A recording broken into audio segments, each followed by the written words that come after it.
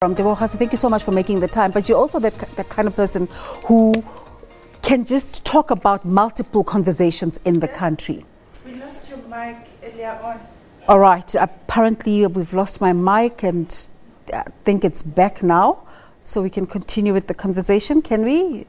I'm trying to get direction from my producers. Yes, we can continue now.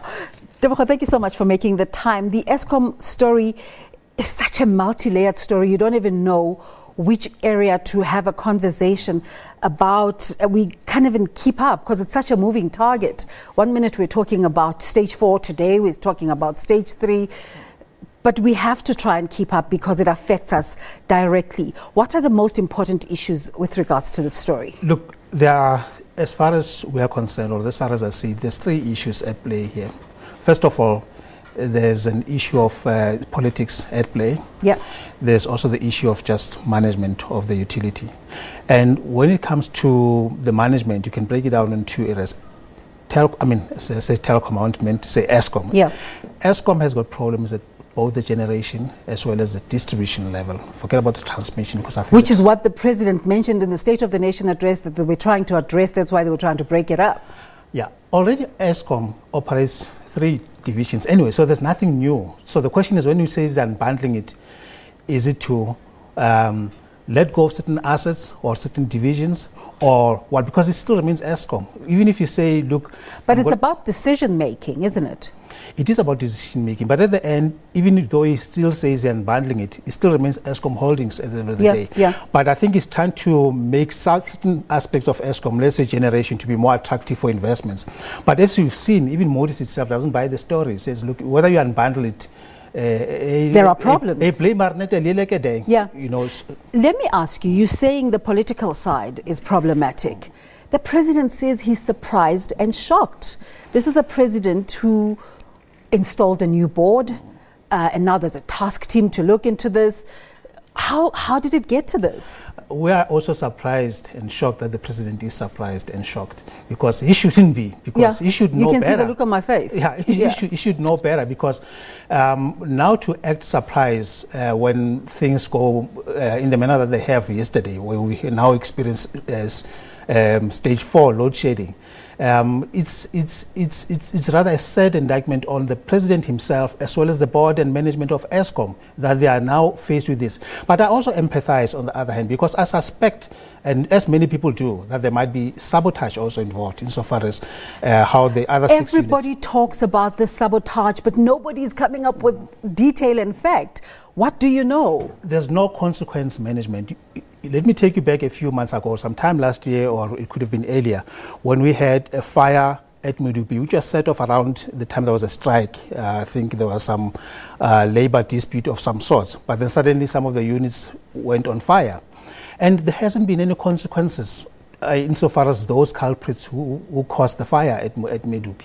Now, even now, people know that we can shut down some generation units and there'll be no consequences, because... Yeah. We're talking to Tebogo Khaas, who is the president of the SABC forum, about load shedding and Eskom and the issues there. But we also have a graphic on the screen that shows you what the current situation is, as we're currently load shedding in stage 3 in some areas due to high demand, urgent maintenance being performed at certain power stations. If you are a direct Eskom customer, well, that's the website really telling you where to go. The very website that many people have been saying they're not able to access, Tebogo. Isn't that an irony that you must go to a website, but then you can't access it because there's no power to do that?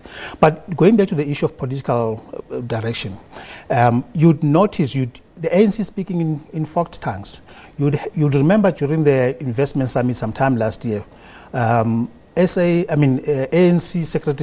Treasurer General Paul Mashatile actually let the cat out of the bag when he said they have got intentions of selling off certain units of Eskom, and bundling it and selling it off. So the union's suspicion is grounded on it's well grounded, because it has been let out that Eskom might be sold, or some aspects of Eskom might be picked up by either the Chinese or any other entities. What do you think of that conversation that the president is trying to set it up for privatization?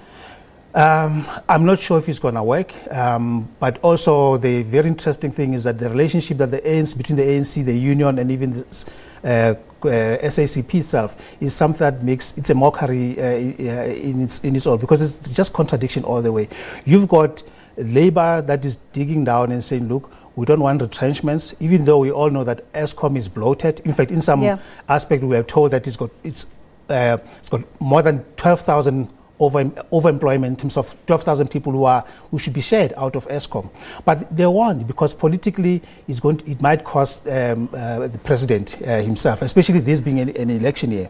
Let's talk about the actual operational problems at Eskom. The president has identified, with advice of course, that generation and transmission and distribution should be separated. There is sentiment that there is enough capacity within generation, so power is there. The problem is between transmission and distribution. Where are the blockages? I'm not sure if I will entirely agree that there's no problem with generation. There are issues with generation. In fact, from the costing, the cost base itself, the coal cost is quite high. We pay more for the coal that we currently use. But apparently we have a surplus in terms of coal. But then the question is getting it. Apparently, the question is getting it to the power stations themselves to be banned. Where are the problems? We've got coal that has been prepaid for. I think it was Glencore. Is not Glencore. What is the Gupta mines? Tegeta. Yeah. But multiple suppliers, actually. Yes. That's just one of them. And the coal is not getting where it's supposed to be. In fact, there was also a report not so long ago on one of the channels where there has been theft of coal. You know, where coal that was meant to go to the plants was offloaded elsewhere and only to be resold again at a higher price. What we're talking about, Tebogo, are current issues. As a person who's been involved in this conversation, where do the problems of Eskom come from? The problem with Eskom is the balance sheet to start with, but then to rectify the balance sheet. Dating back when, though? Dating back, I would even go as far as 2008 itself and say that is as far back as it is. Because we have seen, even when we were told that load shedding is off, we know that it has been through generating through burning a lot of oil, which also costs about over 400 billion debt to Eskom. So the problem goes far back, and it cannot be something that can be overcome overnight. But certainly also, we need to also at the political level to also look at the issue of leakage itself, where there's been consumption at the distribution level. There's been consumption of electricity which hasn't been paid for. You know, so that is an issue that the ANC government ought to come out and say, we need to start collecting that which people consume, because it cannot be fair on those who pay for electricity. What are the chances of recouping those amounts, though? Zero. If you ask me, I would say there's no chance of recouping that. So it's either at a political level, a decision has to be taken whether do you wipe off the whole historic debt, but then also what does that send? It sends a message that it's okay to break the law, because 10 years down the line we'll just write it off. And once people, the habit are stuck that they can consume something without paying, what stops them from continuing the same old habits? We're talking to Tebogo Khaas. He's the president of the SASMME Forum, and our discussion is linked to our poll, the poll we're running today, where we're asking you if you are equipped to deal with the ongoing load shedding, and 12% of you say yes. Well, good luck to them. And the rest say no, we're not equipped, and that's the bigger number, and that's with 324 votes in. And later on we will look at your comments with regards to this conversation.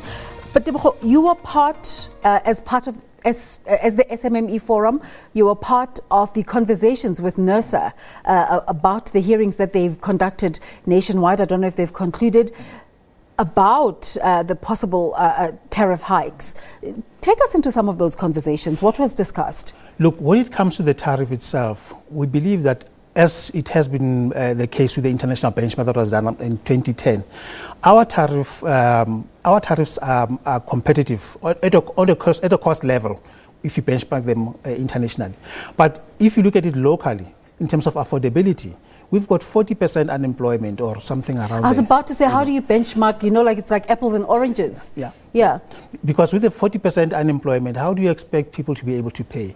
But then even when you have like concessions made where people can have, I think it's about 50 megawatts per hour per month free, or a figure around that amount, it is still people who are not willing to pay. Even those who are unemployed, they still consume a lot more than they should be. So in other words, there needs to be a culture change or a cultural shock of some sort.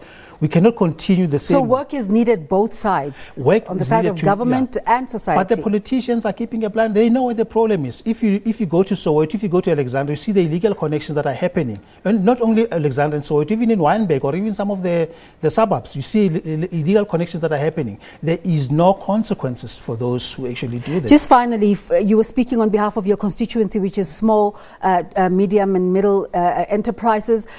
How have they been affected by the outages? Load shedding affects small business even much more than it would big business, because small businesses invariably cannot afford to be purchasing generators.